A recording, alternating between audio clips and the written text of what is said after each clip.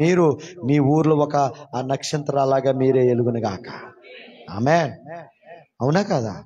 ఇంకెప్పుడు కదా ఆరిపోయి డిమ్ము కుట్టిన లైట్ లాగా ఉందామా? మీ ఇంట్లో నీవే ఒక నక్షత్రం అయిపోవాలా. నీ ఇంటి పైన కదా నక్షత్రం, నీ ఇంట్లో నీవే ఒక నక్షత్రం అయిపోవాలా.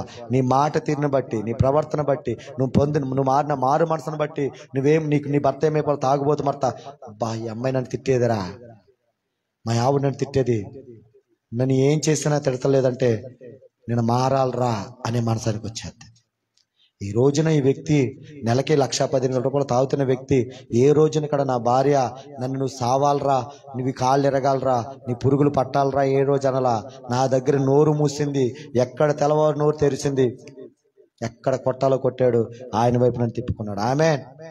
ఏ రోజున కన్నా నన్ను ఇప్పుడు నువ్వు తాగడి మానే అయ్యగారు, నువ్వు పాపం చేస్తున్న పాపం మానే అని ఏ రోజు నన్ను అడగలేదు. కానీ నా దగ్గర నోరు మూసింది, దేవుడి దగ్గర నోరు తెరిచింది, ఎక్కడ నొక్కాలో నన్ను నొక్కాడు, ఆయన వైపు తిప్పుకున్నాడు. ఆమేన్.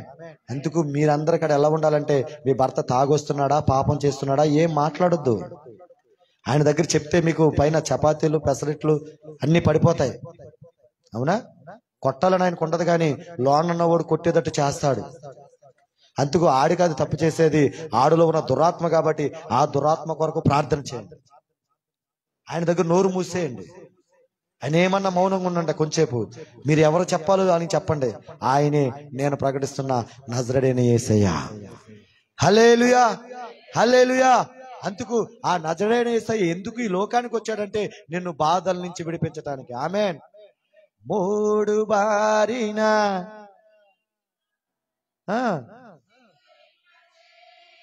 గలవు నీవు, మారానుభవం మధురముగా మార్చగలవు నీవు. మౌనతుడా నీ కృపలు నేను నివసించు. నువ్వు ఎక్కడ నివసిస్తున్నావు? మహోన్నతుడి కృపలో నివసిస్తున్నావు. కాబట్టి 91 కీర్తన ఏదైతే ఉన్నదో నా దేవుడు అవన్నీ కడ చేసేస్తాడు. హల్లెలూయా, హల్లెలూయా.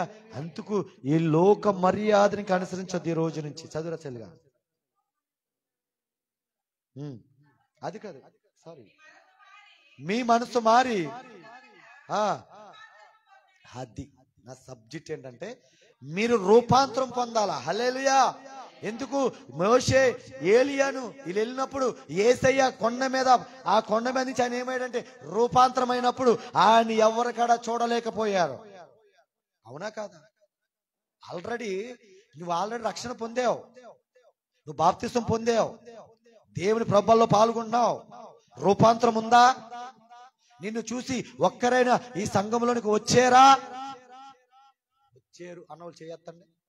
నన్ను చూసి నేను మారు మనసు పొందానయ్యా, రక్షించబడిన తర్వాత ఒక ఆత్మను రక్షించానయ్యా అన్న వాళ్ళు చెయ్యొద్దండి. ఎందుకు రావట్లేదు తెలుసా? నువ్వు ఇంకా రూపాంతరం పొందలా, నీ మాట తీరు మారలా, నీ ప్రవర్తన మారలా, నీ స్థితి మారలా. అందుకు ప్రవర్తన మారలేదు కాబట్టి ఇదే సరిగా లేదు. నేనేం మారాలని నీ భర్త మారతలేదు, నీ పక్కింటి వాళ్ళు మారతలా. ఈ రోజు నీ దైవజనుడు ఒకప్పుడు పాపముతో 1,15,000 తాగుతున్న వ్యక్తి ఈ రోజున దగ్గరగా 100 మందికి రక్షణ ఇస్తున్నానంటే కానీ తెలుసా, నేను మారేను కాబట్టి, నాలో ఆయన కనబడుతున్నాడు కాబట్టి అనేక మంది మందిరానికి వచ్చి రక్షించబడుతున్నారు. నీ గురించి ఇంకెప్పుడు ఇంక అలాగే ఉందామా? అదే పాపంలో బతుకుదామా? అదే శాపంలో కొట్టుమిట్లాడదామా? దయచేసి మీ అందరికి దండం పెట్టి చెప్తున్నా, మీరందరూ రూపాంతరం చెంది పాతవి గతించి నూతన సృష్టిగా మీరు మారిపోనుగాక. ఆమేన్. ఇప్పటి వరకు ఒకవేళ మీ దైవజన్ని తెలుగు ఏదైనా మాటలని దైవజన మాటలను బాధ పెట్టుంటే మీరు ఎన్నడకాడ ఇంకా దైవజన్ని ఒక మాట అనకుండా ఉండునుగాక. నేను అంటాను, ఆయనని మీరు అన్నారా? రబల శంఠర గలగరనంతర కదా గొల్యాతు స్వరాన్ని చేసిన దేవుడా, మ్యాన్ యజ్బెలును లేపేసిన దేవుడా, హామానుని ఉరుకమ్మం ఇచ్చిన దేవుడు. ఎవరైనా సేవకుడి వైపు ఏదైనా అన్నారా? నాకు సేవకుని కనుక ఎవరంటే నా కనుగుడ్డును ముట్టాల. మొదటగా సేవకుడు తప్పు చేశాడా, నేను తిట్టాడా? ఎందుకు తిడతాడో తెలుసా? తప్పు చేస్తే ఒకవేళ నిజంగా సేవకుడు తప్పు చేస్తున్నాడు అనుకుందాం, అయినా నా సేవకుడు సరైన క్రమంలో నడిపించిందని ప్రార్థన చేయాలా? ఏం చేయాలా? ప్రార్థన చేయాలి. నువ్వంటే కనుక ఆ సేవకుడు వెళ్ళి కనుక దేవుడి దగ్గరికి వెళ్ళయ్యా నన్ను క్షమించమంటే క్షమించేస్తాడు. మరి నువ్వు అన్న మాటను ఎవరు క్షమిస్తారు? తీర్పు తీర్చడానికి నీవు నేను ఎవరం అసలు? అవునా? మనము తీర్పు తీర్చడం, మన తీర్పు తీర్చేది పిలుచుకున్న దేవుడు ఆయన కాబట్టి తీర్పు ఆయనే. మీకు ఒక చెంపే పగిలిపోద్ది, సేవకుడికి 2 చెంపలు పగిలిపోతాయి. ఈ క్రిస్మస్కి మేము ఇల్లు దులపలా, నేను దులపలా. మా పాస్టర్ గారు జాబ్ చేస్తుంది కాబట్టి కొండలు నేనే కడుగుతాను. లైవ్లో కూడా చెప్తున్నాను నేను. బట్టలు వాషింగ్ మిషన్ నేనే వేస్తాను, ఇల్లు మొత్తం నేనే తుడుస్తాను. తర్వాత ఆమెకు అవకాశం పడి చేస్తుంది. తర్వాత మొత్తం ఇల్లంతా కాడ నీట్గా నేనే పెట్టుకుంటాను. కానీ ఈ సంవత్సరం అది చేయలా. నేను ఏం చేశానో తెలుసా? అవన్నీ పక్కన పెట్టి డిసెంబర్ 12వ తారీఖు మొదలుపెట్టిన ఉపవాసాలు ఇప్పుడు వరకు ఇంకా ఆగలా. నేనేం కడుక్కున్నాను తెలుసా? నా హృదయాన్ని కడుక్కున్నాను. ఏం కడుక్కున్నాను? ఎందుకంటే అనేక మంది సేవకులకు సహాయం చేస్తే వాళ్ళు నా గుండెల మీద తన్నునలు ఉన్నారు. ఒక సేవకుడు నాకు ఉన్నదంతా పెడితే ఆ పెళ్లి చేసుకుని కబురు కాడ చెప్పాల.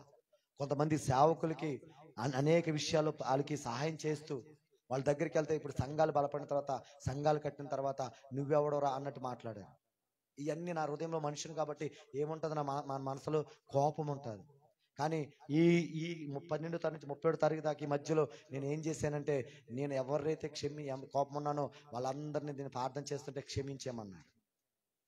ఎప్పుడైతే వాళ్ళు క్షమించానో నా అభిషేకమే మారిపోయింది. అందుకు పండగలు కొండలు కడిగి దాన్ని శుభ్రం చేయటం కాదు, ఇల్లుకి ఎలలేయటం కాదు, పైన నక్షత్రాలు పెడతాం కాదు, నీ హృదయమును కడుక్కోవాలా. ఆమేన్. నేను అడుగుతున్నాను, అవన్నీ కడిగోగాని నీ హృదయాన్ని కడుక్కొని నూతన సృష్టికి వచ్చి ఇప్పుడు మందిరంలో ఉన్నావా? లేవు. అదే పాత హృదయం. యేసయ్యమన్నాడు ఇక్కడ, కాగా క్రీస్తునందు ఉన్న ఎడల నూతన సృష్టి, పాతవ గతించును కొత్తవైనంటే నీలో 2025లో కొత్తగా ఏమొచ్చింది? 31 మాత్రం వాగ్దానాలు తీసేసుకున్నా, ప్రతిరోజు ప్రార్థన చేస్తానో, ప్రతిరోజు వాక్యం చదువుతానో, ప్రతిరోజు దేవునికి నమ్మకంగా ఉన్నాను. ఉన్నావా? రోజు మాత్రం 31 మాత్రం ఆల్నెట్లో క్యాండిల్ హ్యాపీ న్యూ ఇయర్ అన్నా. ఏది నీలో న్యూ ఇయర్? ఏది నీలో న్యూ ఇయర్? సంఘ క్షేమ అభివృద్ధి కూడిక కదా ఇది, అవునా? ఏ కూడిక? సంఘ క్షేమ అభివృద్ధి కూడిక. సంఘము క్షేమముగా ఉండాలి అంటే సంఘములో అపోస్తలుగా 2:42 ఉన్నాడు, ఇదిగో లోకానికి వేరయ్యి అనేక మందిని మందిరములోకి చేర్చండి అన్నాడు. అన్నాడా లేదా? మీది మందిరం ఏవాలో తెలుసా? సంవత్సరం సరిహద్దులు విశాలపరచబడాలా. తూర్పు పడమర దక్షిణ ఉత్తరం నుంచి ఆత్మలు వస్తూ మీ సరిహద్దులు విశాలపరచబడాలా. ఎప్పుడు చూసినా ఎంతమంది. అవునా? మీరు తీసుకురావాల్సిన బాధ్యత ఎవరిది? దైవజనుడిదా? రక్షించబడి నీవు, ఇదిగో మా సంఘములో ఇంత అభిషేకం ఉంది, ఇన్ని స్వస్థతలు జరుగుతున్నాయి, ఇన్ని అద్భుతాలు జరుగుతున్నాయి, మా దైవజనుడు ప్రేమగల దైవజనుడు, తీసుకురావాల్సిన బాధ్యత ఎవరిది? చెప్పాలి. మా శారమమ్మ మా శారమమ్మ నా కోసం గంట సేపు ప్రార్థన చేసేది. గంట. చచ్చిపోయిన కృపోతమ అమ్మ, వీళ్ళిద్దరు నా కోసం ప్రార్థన చేశారు. అందుకే ఆ తల్లి అంటే నాకు చాలా ఇష్టం. వెళ్ళిపోతాను నేనే ఆటో ఎక్కిచ్చి పంపించేసి, అసలు అలాంటి పంపించాం, వేరే సౌకర్యత పంపించడు. నా దగ్గర ఉండిపోయే బాబు నీకు ఎందుక, నేనే పెడతా, నీకు ఏది కావాలంటే అంటే. ఆమెకేంటే ఆమె వండుకుంటే నచ్చింది, ఆమె కాసుకుంటేనే తాగేది, ఇంకెవరు కాసినా సరే. నీకు రూల్స్ చూస్తా అంటే అయినా కాడ నేను మా రాజు ఉన్నాడా, మా రాజు దగ్గరికి వెళ్ళిపోతాను అన్నాడు. మరి ఆ తాత దగ్గరికి వెళ్ళిందో నాకు తెలియదు, కానీ రాజుగారి దగ్గరికి అయితే వచ్చింది. హల్లెలూయా. కానీ ఎంత ప్రేమ కలదంటే తెలుసా, నాకు ఏది కావాలంటే అది వండిపెట్టేది. ఆ వంటలు ఇప్పుడు వరకు నేను చూడలా. నేను మా పాస్టర్ వచ్చిన ఆమెతోనే వండించుకుంటాను. నల్లగారు మచ్చిగా నేను నల్లగారి మీద ఆమెతోనే చేయించుకుంటాను. చేపల కూర ఒకటి బాగా వండుతాను. ఇక్కడికి వచ్చే ముందు 7 రోజులు ప్రార్థన పెట్టుకొని ఇక్కడికి వచ్చింది. 7 రోజులు. వాళ్ళు వచ్చేసిన తర్వాత నా సంఘం కొలాప్స్ అయింది కొంచెం. ఎందుకు? ఏం లేదు, ప్రార్థన లేదు. ఫోన్లన్నా చేసేవారు. నేను ఏ దేశం వెళ్ళినా, ఏ రాష్ట్రం వెళ్ళినా ఫోన్లు అయినా సరే నా 1 గంట 2 గంటల వరకు మా అమ్మ కృపోతమ అమ్మ వీళ్ళిద్దరు చేశారు. ఎందుకు చెప్పుకుంటున్నాను? ఎందుకు చెప్తున్నా? ఏవి ఎలాగైతే సాక్ష్యం ఇచ్చాడు ఏవి గురించి దేవుడు, ఆ సాక్ష్యం చెప్తున్నా నేను ఆమె గురించి. అవునా? సంఘ క్షేమాభివృద్ధి కావాలంటే మొదటగా విశ్వాసులు కూడా మీరు ఏం చేయాలంటే ఏమైనా చేయాలా? విశ్వాసుని సంఘంలో చేర్చాలా. అవునా? క్షేమంగా నీ సేవకురాలు క్షేమంగా ఉండాలంటే అపోస్తుల కార్యములు 10 అధ్యాయములు కానీ లేకపోతే అపోస్తుల కార్యాలు పౌలు సేవలో సరసాలు ఉన్నప్పుడు ఎవరు ప్రార్థించారు? ఏది మీ ప్రార్థన? ఏది? ఎంతసేపు ప్రార్థన చేస్తాను? మీ సేవ కోసం గంట సేపు ప్రార్థన చేస్తున్నానయ్యా అన్నవాళ్ళు ఒకరు చెప్పండి. అమ్మ చెప్పరా? నేను చేస్తున్నానయ్యా. లేకపోతే ఎందుకు గంట సేపు 10 నిమిషాలు చేస్తున్నానయ్యా, ఒక అరగంట చేస్తున్నాను, చేతులు ఎత్తండి. ఒకళ్ళు చేతులు ఎలా పెట్టండి, మీకు చేతులు సగమే ఇచ్చాడు కదా, పైకి ఎత్తండి చేతులు. కొంచెం తెలుస్తుంది, చేయని వాళ్ళకి సిగ్గన్న వస్తుంది. నేను చెప్తుంది అందుకే.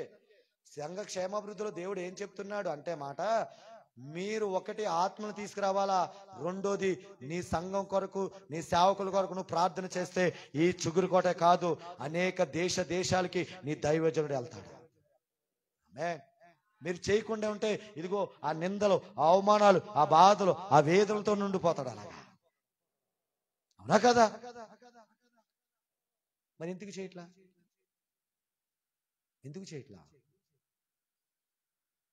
సేవకుడు అంటే మీకు ప్రేమ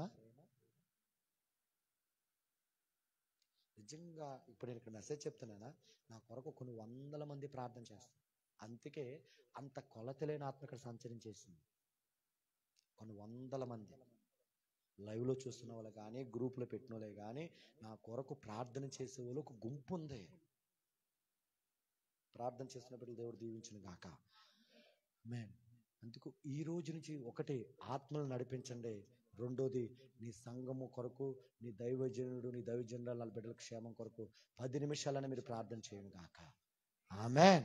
అప్పుడు చేయండి. సంఘ క్షేమాభివృద్ధికి అర్థమేంటో అప్పుడు మీరే చూస్తారు. హల్లెలూయా. మరలా నేను వచ్చేటప్పటికి ఇది కిటకిటలు ఆడిపోతుంది. ఆమేన్. మీ అందరు కలిసి నిజంగా ఏకాత్మగా పౌలు సేవలో సరసలున్నప్పుడు ప్రార్థన చేసినప్పుడు ఆ బంధకాలు తెగిపోయినాయి. ఆమేన్. ఆ సంఖ్యలు ఏమైపోయినాయి? తెగిపోయి గడప పునాదులు, జైలు పునాదులు వణికిని.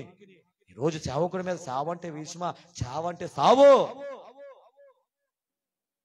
పక్కన మీతో బాధపడాలా, ఒక పక్కన దేశంతో బాధపడాలా, ఒక పక్కన ఊరితో బాధపడాలా, ఒకప్పుడు కుటుంబ సమస్యలతో బాధపడాలా, బిడ్డలకి ఫీజులు కట్టాలా, ఎలా కట్టాలని చూస్తే ఆ డబ్బా ఎంత డబ్బా పెట్టి కూతంత డబ్బా పెట్టాడు. మన డబ్బా ఎంత ఉంటుంది మామ?